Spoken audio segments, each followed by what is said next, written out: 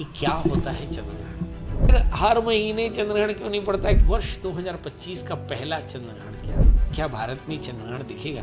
जब सीरिया अनेक प्रकार की परेशानियों से पीड़ित होगा, उस समय क्या होगा? अब दोस्तों, राहु केतु की बात करें और ग्रहण की बात न करें, ये ठीक नहीं है। इतिहास गवाह है कि राहु केतु की जो दुश्मनी है वो सूर्य और चंद्रमा से है। शुरुआत चंद्रमा से, चंद्रमा मनसो जाता, चंद्रमा से जातक का मन देखा जाता है। कहते हैं धरती के 65% से ऊपर जगह पर पानी है और मनुष्य के शरीर में भी करीब इतना ही पानी है। चंद्रमा से मनुष्य का शरीर और धरती का पानी प्रभावित होता है। चंद्रमा के प्रभाव से धरती पर ज्वार भाटा और चंद्रमा के प्रभाव से मनुष्य के जीवन में बहुत ज़्यादा मानसिक पीड़ा या मानसिक उद्वेग या फिर मानसिक प्रचलन या मानसिक विचलन या मानसिक उन्माद आता है। यदि आप ज़्यादातर लोगों को देखें तो पूर्णिमा अमावस्या में उनके व्यवहार में बड़ा परिवर्तन दिखाई पड़ता है। जी हाँ, बिल्कुल, हम आज चंद्रमा की बात कर रहे हैं। चंद्रमा ग्रहण, अब चंद्रमा पर ग्रहण लगता है राहु का। सवाल यह है कि क्या होता है चंद्रग्रहण? आइए इस पर चर्चा करते हैं। सबसे पहले हम बता दें कि चंद्रग्रहण होने के लिए पृथ्वी, सूर्य और चंद्रमा को एक सीध में होना बेहद आवश्यक है। अन्यथा चंद्रमा की सतह पर छाया नहीं बन पाएगी और फलस्वरूप ग्रहण नहीं हो पाएगा। जब सूर्य, पृथ्वी और चंद्रमा एक सीधी रेखा में आते हैं तो पूर्ण चंद्रग्रहण होता है। जब तीनों पिंड इस तरह से संरेखित होते हैं, अलाइन होते हैं कि चंद्रमा का आंशिक रूप से पृथ्वी की छाया से चंद्रमा ढक जाता है, तो ऐसी स्थिति में चंद्रग्रहण होता है। और ये जब आंशिक रूप से ढकता है तो ये उपछाया चंद्रग्रहण होता है। पृथ्वी की छाया चंद्रमा की कक्षा में आगे तक फैली है। इसका मतलब है कि चंद्रग्रहण में पृथ्वी की छाया की कोई भूमिका नहीं होती। इसका मतलब ये हुआ कि पृथ्वी की छाया अगर चंद्रमा की कक्षा से आगे है, मतलब चंद्रमा पर पृथ्वी की छाया का प्रभाव ना हो, तो फिर चंद्रग्रहण नहीं पड़ता। मतलब चंद्रग्रहण पड़ने के लिए बेहद जरूरी है कि पृथ्वी की छाया चंद्रमा के बाहरी भाग को ढके, तो ये उपछाया चंद्रग्रहण होगा, और आंतरिक भाव को ढके तो ये पूर्ण चंद्रग्रहण होगा। एक बात और भी है, चंद्रग्रहण होने के लिए पूर्णिमा का होना बेहद जरूरी है। पूर्णिमा के दिन ही चंद्रमा का ग्रहण हो सकता है, क्योंकि सूर्य, चंद्रमा, पृथ्वी पूर्णिमा के दिन ही एक सीधी रेखा पे आते हैं। तो आपके मन में फिर एक प्रश्न आ गया, तो पंडित जी फिर हर महीने चंद्रग्रहण क्यों नहीं पड़ता है, क्योंकि पूर्णिमा तो हर महीने पड़ता है? जवाब है ऐसा इसलिए क्योंकि पृथ्वी के चारों ओर चंद्रमा के परिक्रमा पथ पर सूर्य के चारों ओर पृथ्वी के परिक्रमा तल से 5 डिग्री के कोण पर झुका हुआ है। मतलब पृथ्वी के चारों ओर चंद्रमा का जो पथ है वो सूर्य के चारों ओर पृथ्वी के परिक्रमा तल से 5 डिग्री का कोण बनाता है। इसे आप क्रांति वृत्त, ये बिंदु जहां दो तलों को मिलाता है उसे चंद्र नोड कहते हैं। चंद्र ग्रहण तभी होता है जब पूर्णिमा चंद्र नोड के पास होती है। इसलिए हमारे जो ज्योतिषाचार्य हैं वो बहुत पहले ये जान पाते हैं कि चंद्र ग्रहण कब होगा। इसका मतलब हर पूर्णिमा पे चंद्र ग्रहण नहीं हो सकता, क्योंकि हर पूर्णिमा पे चंद्र नोड ग्रहण के करीब नहीं होता, इसलिए ऐसा होता है। अब आपके मन में एक प्रश्न आ रहा होगा कि वर्ष 2025 का पहला चंद्रग्रहण कब पड़ेगा?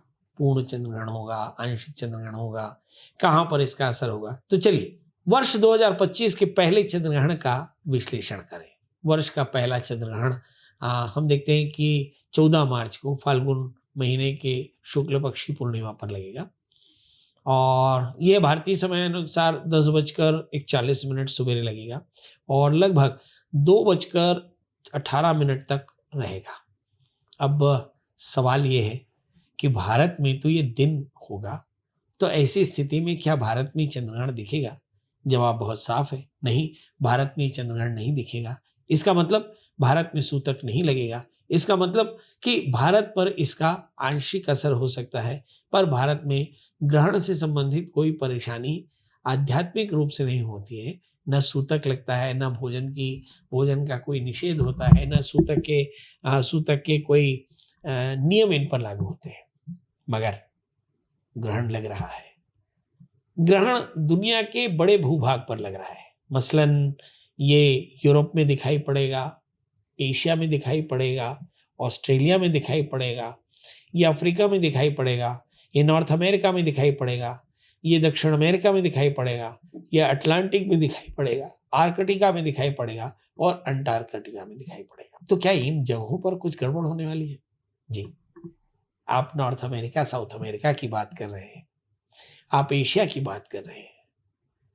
एशिया में रशिया भी है और अमेरिका भी है, नॉर्थ अमेरिका भी है, साउथ अमेरिका भी है। तो हम देखें कि साउथ एशिया या एशिया या मध्य एशिया में जहां पर ही ग्रहण दिखाई पड़ेगा वहां ऑलरेडी बड़ी तबाही मच रखी है। हम रशिया यूक्रेन का युद्ध देख रहे हैं, इसी जगह पर हम इजराइल का हमास, हूती और हिजबुल्लाह के विरोधियों से तेहरान, लेबनान के साथ सीरिया का पंगा देख रहे हैं। हम टर्की का बवाल देख रहे हैं। अमेरिका में ट्रम्प के आगाज के साथ सहमा हुआ अमेरिकी जो पॉलिटिक्स है, या अमेरिका से प्रभावित सारी दुनिया की जो पॉलिटिक्स है, या अमेरिका से संबंधित सारी दुनिया की इकोनॉमी है, ये सब के सब इससे प्रभावित होने वाली है। जब हम इस कार्यक्रम को कर रहे हैं उस समय ट्रम्प अमेरिकी राष्ट्रपति के रूप में चुनाव जीत चुके हैं। जब हम कार्यक्रम कर रहे हैं उस समय ट्रम्प ने सत्ता हासिल नहीं की। ट्रम्प को अभी वक्त है जनवरी का।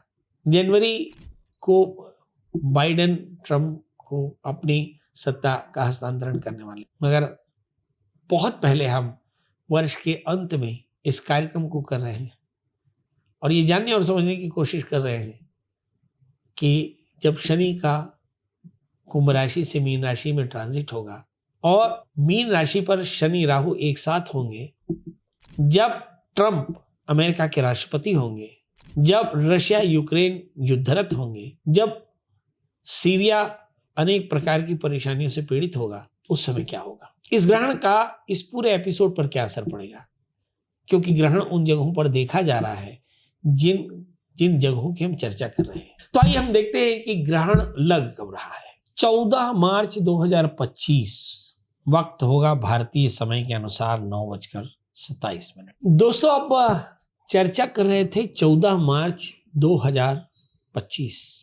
वाशिंगटन डीसी का अगर समय का हिसाब लगाएं तो 13 मार्च 2025 को रात को 10:57 से कहीं ग्रहण प्रारंभ होगा और ग्रहण पूरा होगा 1:27 के आसपास।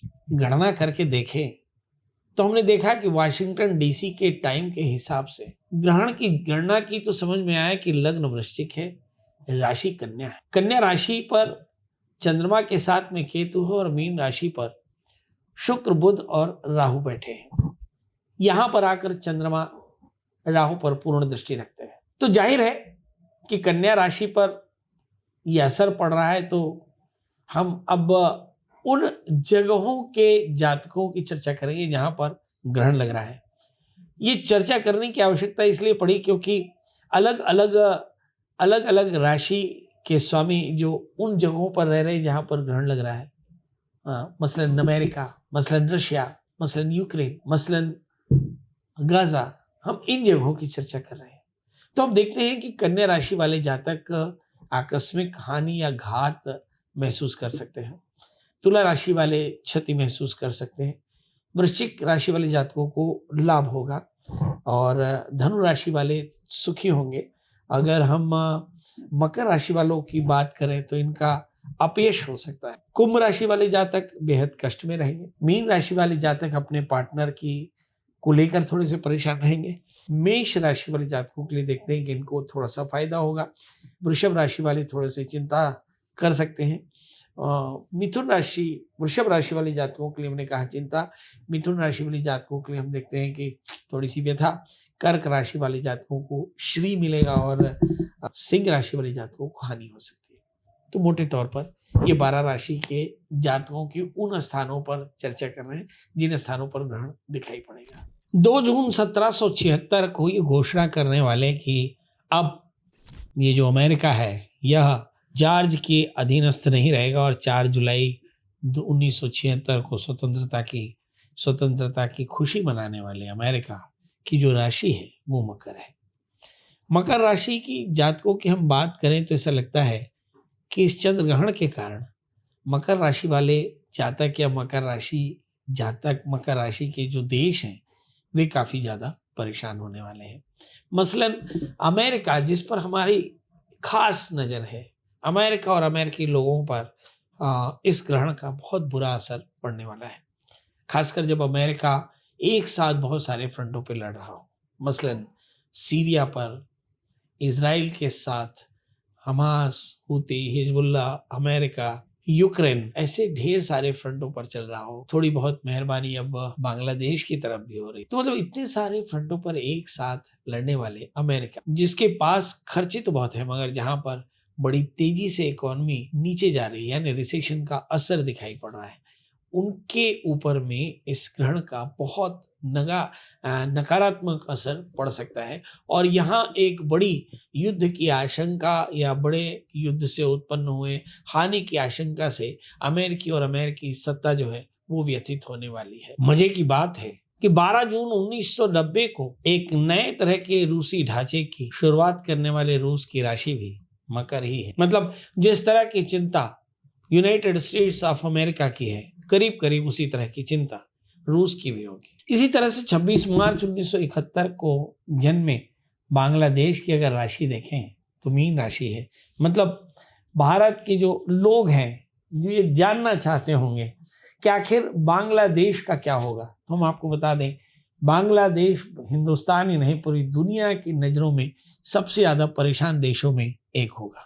और आपके अंदर फिर ये क्यूरियोसिटी भी होगी, हालांकि चंद्रग्रहण का असर भारत पाकिस्तान या बांग्लादेश पर नहीं है, मगर फिर भी भारत की राशि कर्क है और कर्क राशि के नज़रिए से अगर हम देखें तो इस समय कन्या राशि से कर्क राशि लाभ की स्थिति में कर्क राशि दिखाई पड़ती है। इसी तरह से हम बांग्लादेश की बाद पाकिस्तान की बात करें तो ऐसा लगता है कि मिथुन राशि में जन्मे पाकिस्तान को भी काफ़ी ज़्यादा चिंताएं हो सकती हैं। इसका मतलब अगर हम एक एशियन पैसिफिक में देखें तो भारत बहुत अच्छी स्थिति में रहेगा। इसका मतलब ये है कि जो सूर्य ग्रहण है, जो शनि के ट्रांजिट के बाद और राहु के ट्रांजिट से पहले पड़ने वाला है, ये ग्रहण के समय या इस ग्रहण के बाद जो भारत की स्थिति रहेगी वो भारत की स्थिति जबरदस्त बेनिफिट पाने वाले एक राष्ट्रों में से एक होगी।